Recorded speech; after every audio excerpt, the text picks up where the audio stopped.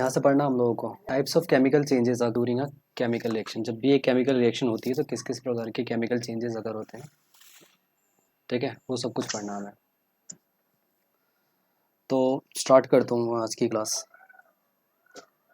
ये पिछली क्लास जो थी उसी का एक्सटेंडेड पार्ट है, उसी के आगे का पार्ट है। तो सबसे पहले ये कुछ चेंजेस हैं। जब भी आपके पास कोई केमिकल रिएक्शन होगी तो वहाँ पे कलर में कोई चेंज आ जाएगा, केमिकल के गैस निकलेगी, टेम्परेचर में चेंज आ जाएगा और स्टेट में चेंज आ जाएगा। बेसिकली हम लोग को चार टाइप के चेंजेस को ट्रेस करना है इस पूरी की पूरी क्लास के अंदर। तो तो कोई भी रिएक्शन अगर होती है तो रिएक्शन की पहचान इस तरीके से होती है। कैरेक्टराइज रिएक्शन इस तरीके से पहचानी जाएगी कि आपके पास कोई केमिकल चेंज हुआ है रिएक्शन के अंदर, तो रिएक्शन के अकम्प्लिसमेंट का पता चलेगा, ठीक है। और वो केमिकल चेंजेस कौन कौन से हो सकते हैं आपके पास? केमिकल चेंजेस में आपके सबसे पहले हो सकता है कि गैस रिलीज हो, कोई सी गैस रिलीज हो, ठीक है। हो सकता है आपके पास गैस रिलीज होने का एक सबसे पहला केमिकल चेंज किस प्रकार का हो सकता है? गैस रिलीज होने का, ठीक है। कि अगर कोई भी केमिकल रिएक्शन हो रही है तो वहाँ पे गैस रिलीज हो सकती है। जैसा तुम लोग स्क्रीन पे देख रहे होगे, ये आपके पास एक केमिकल है, दूसरा केमिकल है, दोनों को मिक्स कर रहे हो तो ये गैस रिलीज हो रही है। तो इसका लाइव एग्जांपल क्या है या इसका केमिकल एग्जांपल क्या है जो तुम्हारी किताबों के अंदर है, ठीक है, वो है आपके पास इसका। जब भी हम लोग जिंक जिंक पिछली क्लास में दिखाया था मैंने तुम लोगों को, जिंक के ग्रैन्यूल्स के अंदर H2SO4 डाल देते हो तुम लोग। जिंक के ग्रैन्यूल्स के अंदर H2SO4 डाल देते हो तुम लोग, तो क्या होता है? तो क्या होता है कि आपके पास जिंक के ग्रैन्यूल्स गिरे, इसके अंदर आप लोगों ने H2SO4 डाल दिया। ये जिंक के ग्रैन्यूल्स हैं, ठीक है, दाने हैं, इसके अंदर आपने H2SO4 डाल दिया। H2SO4 सल्फ्यूरिक एसिड कहते हैं, ये डाल दिया। तो क्या होगा आपके पास? यहाँ से गैस रिलीज होगी, ठीक। जिंक सल्फेट बनेगा और नीचे की तरफ बैठेगा और यहाँ से गैस रिलीज होगी और वो गैस जो होगी वो H2 गैस होगी। अब ये पता करने के लिए कि H2 गैस है, इसको आपने क्या किया, दूसरे बीकर में वाटर को, मतलब ये बोतल को उल्टा रखकर, ठीक है, इसके अंदर इकट्ठा कर लिया। इसका एक और तरीका है कि यहाँ पे वाटर ना लेकर हम लोग सोप वाटर ले लें।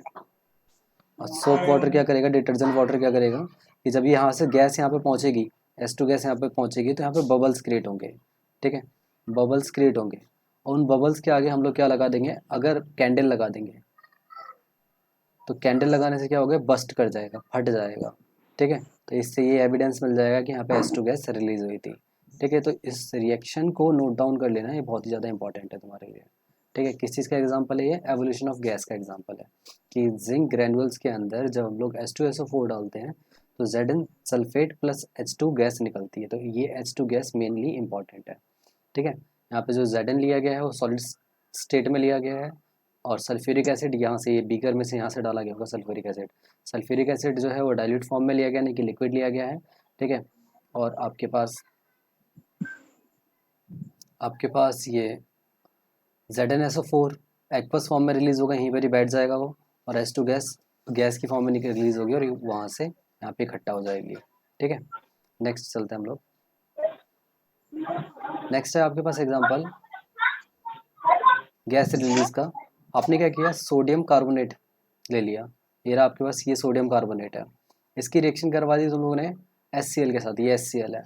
तो वहाँ पे क्या होगा कि ये दोनों के दोनों रिएक्ट करके ये पानी एब्जॉर्ब कर लेगा, सोडियम कार्बोनेट, और बना लेगा नमक, ठीक है, NaCl बना लेगा, ठीक है। इसके अलावा H2O, ठीक है, ये क्या नाम है आपके पास, मॉइस्चरस फॉर्म में होगा, तो यानी कि इसके अंदर H2O हो और इसके अलावा CO2 गैस रिलीज होगी। तो यहाँ पे ये गैस रिलीज हुई है ना, ये एविडेंस है कि ये रिएक्शन हुई है और यहाँ पे गैस का एवोल्यूशन हुआ है। तो हमारे पास सवाल किस तरीके ऐसा आएगा, राइट डाउन एनी रिएक्शन, कोई भी एक रिएक्शन लिखिए जिसमें गैस का एवोल्यूशन होता है, गैस निकलती है। तो आप ये लिख सकते हो, Zn plus H2SO4 gives ZnSO4 plus H2। किस तरीके से हो रही है रिएक्शन?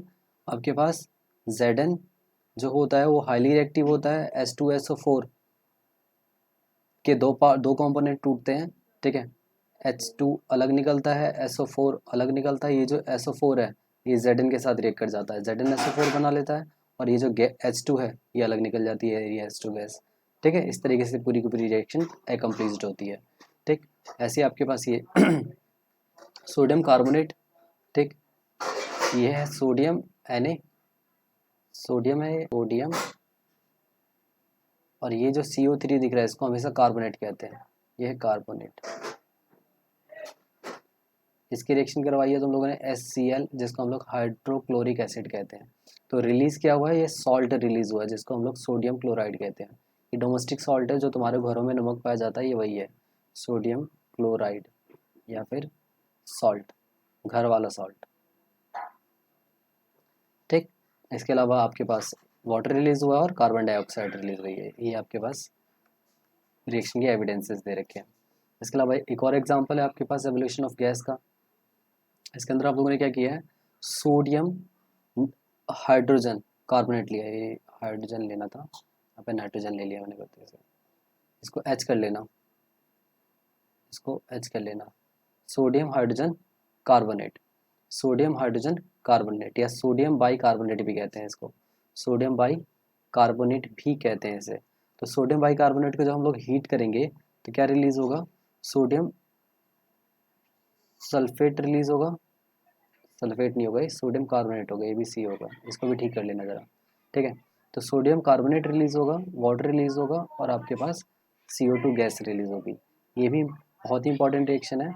ठीक है, क्यों इंपॉर्टेंट रिएक्शन है, क्योंकि ये जो सोडियम बाइकार्बोनेट दिख रहा है यहाँ पर, इसको हम लोग बेकिंग सोडा कहते हैं, और ये जो सोडियम कार्बोनेट दिख रहा है इसको हम लोग वॉशिंग सोडा कहते हैं, कॉमन नेम है इनके ये। तो बेकिंग सोडा से वॉशिंग सोडा बनाने की ये प्रोसेस है, इसलिए भी इम्पॉर्टेंट है। ठीक है, इसके अलावा H2O रिलीज हो रही है और कार्बन डाइऑक्साइड रिलीज हो रहा है, इसको नोट डाउन कर लेना। ठीक है, यहाँ पे N की जगह पे H कर लेना, यहाँ पर S की जगह पे C कर लेना। चलो इसको मैं ठीक कर ही देता हूँ। बेकिंग सोडा से वॉशिंग सोडा बनाने का ये फॉर्मूला है, ये रहा आपके पास बेकिंग सोडा, ये दिख रहा है। ठीक है, इसको टेस्ट ट्यूब में डाल के हीट किया होगा, तो ये आपके पास वॉशिंग सोडा निकला, ये वॉशिंग सोडा है, वाटर है और कार्बन डाइऑक्साइड है, इसमें से ये गैस निकालने की प्रोसेस थी हमारी। ठीक है, ये नेक्स्ट एग्जांपल हो गया। फिर जो अगला एविडेंस आता है कि इरेक्शन हो रही है, वो होता है कलर चेंज का। तो कलर क्या हो सकता है कि कोई भी केमिकल एक दूसरे, दो केमिकल अगर आप लोग एक दूसरे के अंदर मिक्स कर रहे हो तो वहाँ पे केमिकल में कलर चेंज अकर कर सकता है। आप कलर चेंज के एग्जांपल क्या क्या है, सबसे पहला एग्जांपल है इसका लेड ऑक्साइड का। ठीक, अब लेड ऑक्साइड होता कैसा है, लेड ऑक्साइड होता है ब्रिक्स कलर का। ठीक है, ईंट देखी होगी तुम लोग ने, ईंट का अगर बुरादा बना दें तो उसी कलर का होता है, ये रेड कलर का होता है। इसको हम लोगों ने क्या करना है, हीट करना है। ठीक, हीट करोगे तो ये लेड मोनोऑक्साइड निकल लेगा। मैंने कलर के हिसाब से इसका नाम भी लिखा है, तो ये रेड है तो रेड लिखा है, रेड में लिखा है, और ये जो कलर निकलेगा ये येलो निकलेगा तो येलो में लिखा है। तो यहाँ पे गैस रिलीज हो जाएगी, O2 गैस रिलीज हो जाएगी, तो गैस का भी एग्जाम्पल हो गया ये, और कलर चेंज का तो एग्जाम्पल हो ही गया कि लेड ऑक्साइड से लेड मोनोऑक्साइड बनना है, जो कि पहले रेड कलर का था और अब येलो कलर का हो गया। रेड से येलो, कलर चेंज का एग्जाम्पल है। तो हमारा सवाल किस तरीके से आएगा, right down a reaction in which colour change occur. एक ऐसी रिएक्शन लिखिए जिसके अंदर कलर चेंज होता है। ठीक है, या फिर डायरेक्टली पूछ लेगा what will happen if lead oxide is heated, क्या होगा अगर लेड ऑक्साइड गर्म किया जाएगा। तो लेड ऑक्साइड अगर हम लोग गर्म करेंगे तो ये lead monoxide plus O2 release करेगा। ठीक, लेड ऑक्साइड का कलर रेड था और मोनोऑक्साइड का कलर आपके पास येलो हो जाएगा। तो सवाल इस तरीके से भी पूछ लेता है कि what colour do you observe, आप किस टाइप का कलर ऑब्जर्व करोगे when lead oxide is heated. Lead oxide को अगर आप लोग हीट करते हो तो किस तरीके का कलर चेंज अकर होगा या ऑब्जर्व करोगे। तो हम देखेंगे क्या कि लेड ऑक्साइड रेड था और जब हम लोगों ने उसको गर्म किया तो वो येलो हो गया। ठीक है, ये कलर चेंज का एक एग्जाम्पल है। नेक्स्ट देता हूँ मैं तुम लोगों को कलर चेंज का एग्जाम्पल, ये है लेड नाइट्रेट। ठीक है, इसके अंदर यहाँ पर है लेड नाइट्रेट। ठीक है, लेड नाइट्रेट जो होता है वो कलरलेस होता है। ठीक है, जब हम लोग इसको गर्म करते हैं, ये बर्नर से हम लोग गर्म कर रहे हैं, जब हम लोग इसको गर्म करते हैं तो यहाँ से येलो कलर का, ये दिख रहा है, ये येलो कलर का स्टोरेज, ठीक, ये सब्सटेंस स्टोर हो रहा है येलो कलर का। ठीक है, इसके अलावा ब्राउन कलर के फ्यूम्स निकलेंगे यहाँ से। ठीक है, धुआं निकल रहा है और ऑक्सीजन भी निकल रहा है इसे, ऑक्सीजन तो कलरलेस होता है तो ऑक्सीजन का पता चलेगा नहीं। तो ये भी किस चीज़ का एग्जाम्पल है, कलर चेंज का एग्जाम्पल है कि भैया कोई कलर नहीं था पहले, गर्म किया तो कलर आ गया। ठीक है, तो कलर चेंज का एग्जाम्पल है किसका, लेड, इसको लेड कहते हैं पीबी को, और ये नाइट्रेट NO3 को नाइट्रेट कहते हैं। तो लेड नाइट्रेट को जब हम लोग हीट करते हैं तो वो अब कलरलेस से येलो कलर का हो जाता है। ठीक है, नेक्स्ट चलते हैं हम लोग। नेक्स्ट आपके पास फिर से कलर चेंज का एक और एग्जांपल है कि जब आप, ये है आपके पास copper carbonate, copper Cu carbonate CO3, copper carbonate के जब आप लोग हीट करते हो, ठीक है, तो कॉपर ऑक्साइड और CO2 रिलीज करता है। जहाँ पे कॉपर कार्बोनेट का जो कलर होता है वो ये क्या होता है, ये ग्रीनिश कलर होता है। ठीक है, ग्रीन ग्रीन कलर दिख रहा होगा आप लोगों को। ठीक, और जब आप इसको हीट करते हो तो ये ब्लैक हो जाता है। ठीक, लिखा भी है मैंने, ग्रीन का ग्रीन में ही लिखा है और ब्लैक का ब्लैक में रखा है। ठीक है, इस तरीके से पूरी की पूरी रिएक्शन जाती है। नेक्स्ट एग्जांपल है आपके पास कलर चेंज का फिर से। ठीक है, अब की बार कलर चेंज का एग्जांपल है शुगर वाला। ठीक है, शुगर तो आपको पता है किस कलर की होती है शुगर, चीनी किस कलर की होती है, वाइट कलर की होती है, ये वाइट कलर की चीनी। तो कभी भी तुम लोग घर पे, ठीक है, तवे के ऊपर थोड़ी सी चीनी रख देना, तो क्या ऑब्जर्व करोगे, ये तो पानी के बुलबुले उठ रहे होंगे। ठीक है, पानी के बुलबुले बहुत सारे उठने के बाद धुआं निकलेगा। ठीक है, वो पानी के बुलबुले हवा में इवेपरेट हो जाएंगे और फिर जो ज़मीन पे बच जाएगा, जो तवे में बच जाएगा, वो काला काला, ठीक है, ब्राउनिश ब्लैक, ठीक है, कलर का कोई सब्सटेंस बच जाएगा। तो ये भी कलर चेंज का एग्जांपल है कि भैया वाइट से ब्लैक हो गया। वाइट क्या था, ये शुगर का फॉर्मूला है, ये शुगर वाइट था। ठीक है, और ये किस कलर का हो गया, कार्बन, यानी कि ब्लैक कलर का हो गया। ठीक, वाइट से ब्लैक हो गया, ये भी एक कलर चेंज का एग्जांपल है। रिएक्शन ये रही, C12H22O11 सॉलिड स्टेट में हीट प्रोवाइड की आप लोगों ने, तो C12 है, यहाँ पे 12 C है, तो 12 ही C निकल गए। और इन दोनों में से अगर मैं 2 कॉमन ले लूँ, तो अगर मैं H22 और O11 में से 11 कॉमन ले लूँ, तो 11, H के पास अभी भी 2 बच जाएंगे और O के पास कुछ नहीं बचेगा, तो H2O बच जाएगा, 11 H2O। ठीक है, तो इस तरीके से ये कलर चेंज का भी एग्जांपल है। ठीक है, इसके अलावा डिकम्पोजिशन का भी एग्जांपल है। ठीक है, कि एक चीज़ दो में डिकम्पोज हो रही है, एक ही चीज़ दो में डिकम्पोज हो रही है, ब्रोकन डाउन हो रहा है इसका। ठीक है, नेक्स्ट चलते हैं हम लोग। नेक्स्ट है आपके पास प्रेसिपिटेट फॉर्म करना। ठीक है, रिएक्शन के अंदर प्रेसिपिटेट भी फॉर्म कर सकता है। अब प्रेसिपिटेट होता क्या है, आइसक्रीम वगैरह खाई होगी तुम लोगों ने, तो आइसक्रीम जिस भी फॉर्म में होती है उसी को हम लोग प्रेसिपिटेट कहते हैं। ठीक है, ये एक इनसॉल्युबल सब्सटेंस होता है। ठीक है, जो कुछ इस तरीके से दिखता है, एक प्रेसिपिटेट्स हैं सारे के सारे। ठीक, एक इनसॉल्युबल सब्सटेंस है ये। ठीक है, जिसको हम लोग किसी दो केमिकल्स को रिएक्ट करवा रहे हैं तब ये ऑब्टेन हो रहा है। ठीक है, इसको ध्यान रखना। नेक्स्ट है आपके पास, हाँ, एक और कलर चेंज का एग्जांपल है, नहीं, प्रेसिपिटेट का एग्जांपल है। प्रेसिपिटेट किस टाइप का बनेगा, यहाँ पे आपने AgNO3 की रिएक्शन NaCl के साथ करवाई है। AgNO3 होता है सिल्वर और NO3 होता है नाइट्रेट। तो सिल्वर नाइट्रेट की रिएक्शन, NaCl क्या होता है, घर का नमक। ठीक है, और नमक जो होता है वो कलरलेस होता है अगर पानी के अंदर मिक्स कर दिया जाए तो और ये भी कलरलेस ही होता है AgNO3। तो दोनों को आपने रिएक्शन करवाई है, तो यहाँ पे NaNO3 बना रहा है, सोडियम नाइट्रेट बना रहा है, इसके अलावा AgCl बना रहा है। ये जो NaNO3 है ये कलरलेस होता है, तो इसका तो पता ही नहीं चलेगा आपको, कलरलेस होता है, इसका पता ही नहीं चलेगा। लेकिन ये जो AgCl है ये प्रेसिपिटेट बनता है, और ये प्रेसिपिटेट किस टाइप का बनता है, वाइट कलर का बनता है। तो यहाँ पे ये वाइट कलर का प्रेसिपिटेट बन रहा है, दिख रहा होगा आप लोगों को। ठीक है, तो नेक्स्ट चलते हैं हम लोग। नेक्स्ट है आपके पास प्रेसिपिटेट का एग्जांपल है फिर से। ठीक है, इस बार क्या है आपके पास, फेरस हाइड्रोक्साइड है। ठीक है, ये है आपके पास फेरस हाइड्रोक्साइड। ठीक है, किस कलर का है ये, ठीक, ये कलर है रेडिश ब्राउन कलर का। ठीक है, इसको हम लोगों ने रिएक्ट किसके साथ करवाया, NaOH के साथ करवाया, NaOH के साथ करवाया। ठीक है, तो ये किस कलर का हो जा रहा है, ये कलर, एक तो सब्सटेंस निकल रहा है कलरलेस, ये कलरलेस निकल रहा है, इसके अलावा FeOH निकल रहा है जिसका कलर है डर्टी ग्रीन कलर का, ये डर्टी ग्रीन है। ठीक है, यही आपके पास FeOH का फुल ट्वाइस है। ठीक है, तो इस ये रिएक्शन भी नोट डाउन कर लेना, ये भी इम्पोर्टेंट है। ठीक है, क्या है रिएक्शन? जब भी हम लोग आयरन सल्फेट की रिएक्शन या फेरस सल्फेट की रिएक्शन सोडियम हाइड्रोक्साइड के साथ करवाते हैं तो सोडियम सल्फेट और आयरन हाइड्रोक्साइड निकलता है। ठीक है, या फिर फेरस हाइड्रोक्साइड निकलता है। ठीक है, सेम ही नाम है इसका। ठीक है, तो इंपॉर्टेंट रिएक्शन है, इसको नोट डाउन कर लेना। नेक्स्ट चलते हैं हम लोग। नेक्स्ट आपके पास फिर से प्रेसिपिटेट का एक और एग्जांपल है। ठीक है, इस बार क्या है आपके पास BaCl2, जिसको कहते हैं बेरियम क्लोराइड। ये देखो किस कलर का बेरियम क्लोराइड, कलरलेस है। ठीक है, की रिएक्शन सल्फ्यूरिक एसिड के साथ करा रहे हैं। सल्फ्यूरिक एसिड का कलर क्या है, कलरलेस है। ठीक है, तो आपके पास निकल के आ रहा है बेरियम सल्फेट। बेरियम सल्फेट का कलर क्या है, ये है बेरियम सल्फेट। तो ये प्रेसिपिटेटेड है वाइट कलर का।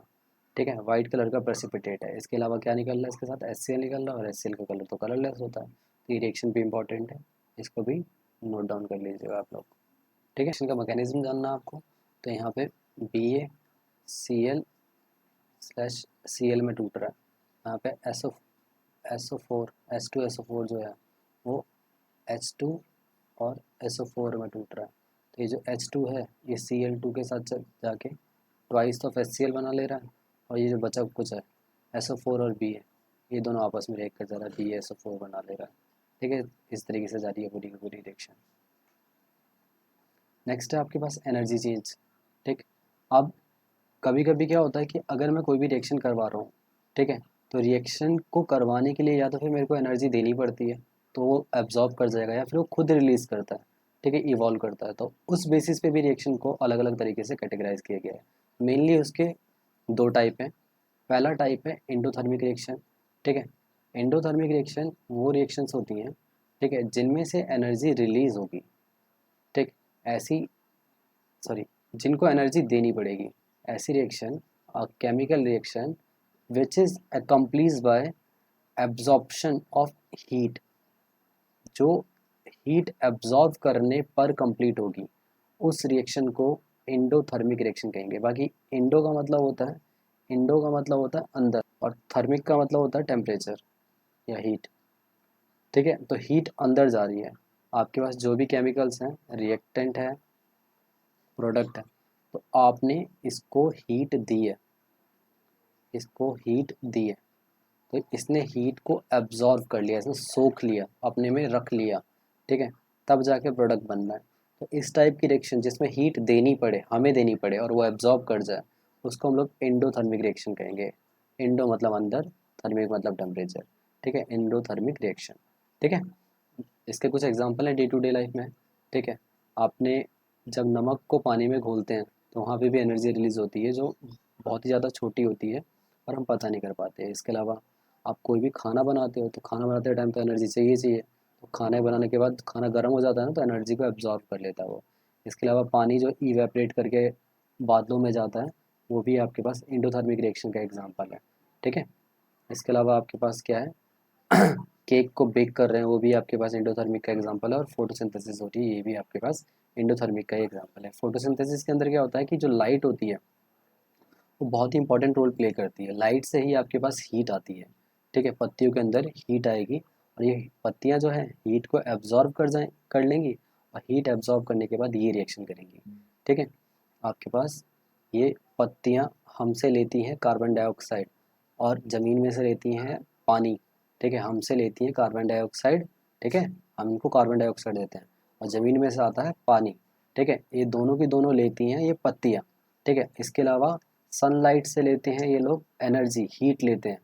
ठीक है, अब हीट लेने के बाद अपना ये खाना बना रहे हैं, ये हीट ले लिया इन लोगों ने, अपना खाना बना लिया, और ये रहा आपके पास खाना, ये ग्लूकोज।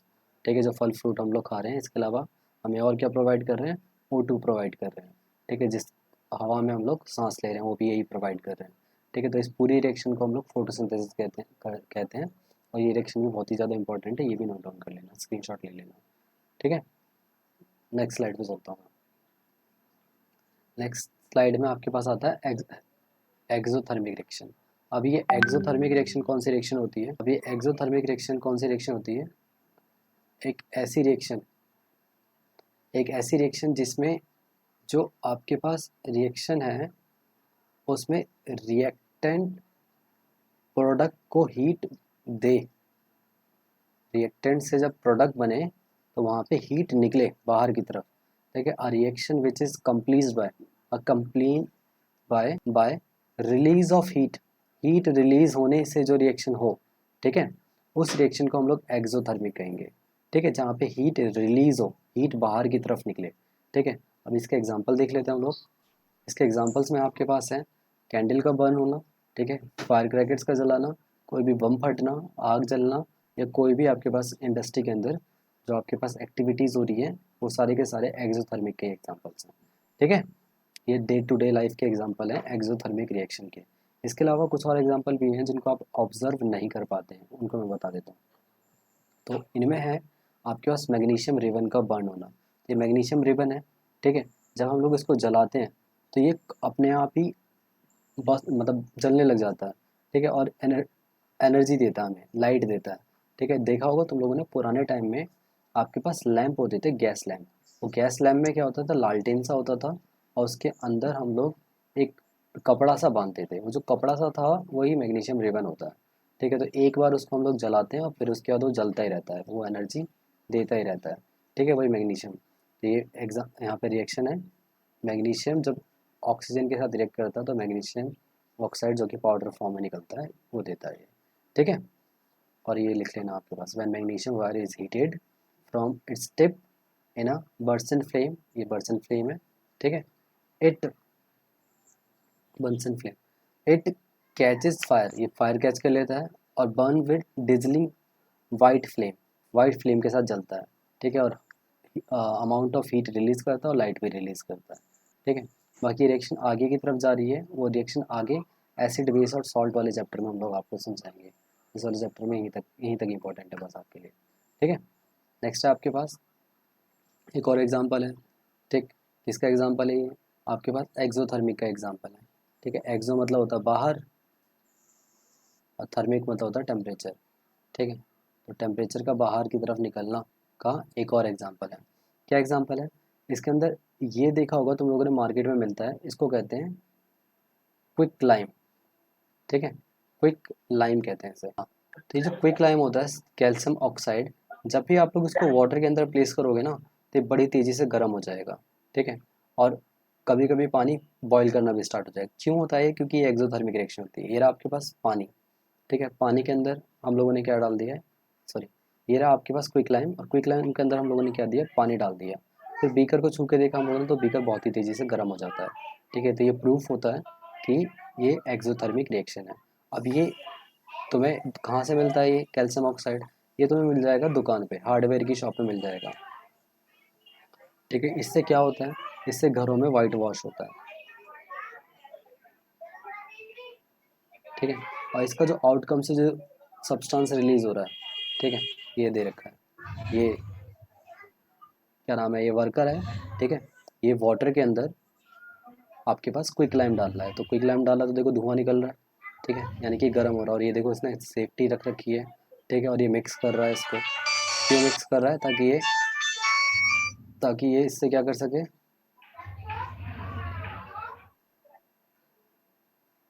ताकि इससे वाइट वॉश कर सके, ठीक है। और जब हम लोग क्विक लाइम को वाटर के साथ रिएक्ट करवा रहे हैं तो यहाँ पे स्लेक्ट लाइम ऑब्टेन हो रहा है, इसको स्लेक्ट लाइम कहते हैं। अभी अगर तुम्हें स्लेक्ट लाइम देखना हो, ठीक है, तो जब भी तुम लोग पेंट खरीदने जाते हो तो पेंट के साथ एक पीओपी का डब्बा आता है, ठीक है, उसी के अंदर ही होता है। इसके अलावा आपके पास जो बड़े बुजुर्ग होते हैं वो चूना खाते हैं, ठीक है, ठीक, उसके साथ खैनी वगैरह के साथ चूना खाते हैं, ठीक, वो जो चूना होता है वो यही होता है आपके पास, ठीक, CaOH का होल ट्वाइस, ठीक। नेक्स्ट चलते हैं हम लोग। नेक्स्ट है आपके पास चेंज ऑफ स्टेट, वो चेंज ऑफ एनर्जी था, अब आया चेंज ऑफ स्टेट। तो हमें पता है कि अगर मैं एनर्जी देता हूँ, अगर मैं बर्फ़ को एनर्जी देता हूँ तो मेल्ट होकर वाटर बना लेगा, वाटर को एनर्जी देता हूँ तो वो इवेपरेट होकर गैस बना लेगा। और अगर मैं गैस से एनर्जी ले लेता हूँ, ठीक है, बहुत ही ज़्यादा मात्रा में ले लेता हूँ तो पहले तो वो लिक्विड बनाएगा, फिर लिक्विड से ले लेता हूँ तो वो वापस सॉलिड बना लेगा। तो इनके कुछ नाम है। अगर सॉलिड से लिक्विड जा रहा है, ठीक है, तो उसको हम लोग मेल्टिंग कहेंगे, ठीक है। सॉलिड से लिक्विड जा रहा है तो उसको हम लोग मेल्टिंग कहेंगे, ठीक है। लिक्विड से गैस जा रहा है तो उसको हम लोग इवेपोरेशन कहेंगे। और अगर गैस से डायरेक्ट सॉलिड आ रहा है, ठीक है, तो उसको हम लोग सब्लिमेशन कहेंगे, ठीक नहीं, या डिस्पोजिशन कहेंगे, या सब्लिमेशन भी कहते हैं वैसे, ठीक है, सब्लिमेशन भी कहते हैं इसे, ठीक। इसके अलावा आपके पास अगर गैस से लिक्विड आ रहा है तो इसको कंडेंसेशन कहेंगे, ठीक है। ये पूरे के पूरे एग्जांपल हैं किस चीज़ के, स्टेट चेंज के, ठीक है। तो इनकी भी स्क्रीनशॉट ले लेना। फिर नेक्स्ट है आपके पास ये लास्ट, ठीक है, लास्ट स्लाइड है आज की। इसके अंदर आपको गैस तक तो पता ही होगा, सबने बताया होगा, नया जानोगे तुम लोग प्लाज्मा के बारे में कि प्लाज्मा होता क्या है। जब गैस को बहुत ही ज़्यादा एनर्जी दी जाती है, ठीक है, और उसको हीट और ज़्यादा किया जाता है, और ज़्यादा किया जाता है, और ज़्यादा किया जाता है, तो प्लाज्मा बना लेता है, ठीक है। और ये जो प्लाज्मा होता है ये गैस के भी ऊपर होता है, ठीक। तो जैसे कि आपके पास जो स्टार्स वगैरह हैं वो प्लाज्मा की फॉर्म में होते हैं, ठीक है। तो एक छोटी सी स्लाइड है ये, ठीक, जिसमें सॉलिड को एनर्जी दी है तो लिक्विड बना, लिक्विड को एनर्जी दी है तो गैस बना, और गैस को एनर्जी देंगे तो हम वो प्लाज्मा बना लेगा, ठीक है। अब ये प्लाज्मा से केवल गैस बन सकता है, प्लाज्मा से केवल गैस बन सकता है, प्लाज्मा से डायरेक्ट लिक्विड या सॉलिड नहीं बन सकता। फिर गैस से बाकी सारी चीज़ें बना लेना तो, ठीक है, बस इतना ही होता है, ठीक। तो ये सारा था आज की क्लास में कि केमिकल चेंजेस किस किस प्रकार के होते हैं और कौन कौन से होते हैं। नेक्स्ट जो क्लास होगी उसके अंदर हम लोग बैलेंसिंग सीखेंगे कि जितनी भी रिएक्शन हम लोगों ने करी है आज, उनको हम लोग बैलेंस किस प्रकार से करेंगे वो सीखेंगे। आज की क्लास के लिए इतना ही, ठीक है, ख़त्म हो गया आज की क्लास। आपसे मैं परसों मिलूँगा और उसके असाइनमेंट्स मैं आपको दे दूँगा। बाकी जितना भी आप लोगों ने आज की क्लास में सीखा उस सबको आपको कॉपी में करके कॉपी का स्क्रीनशॉट ग्रुप में शेयर करना है, ठीक है।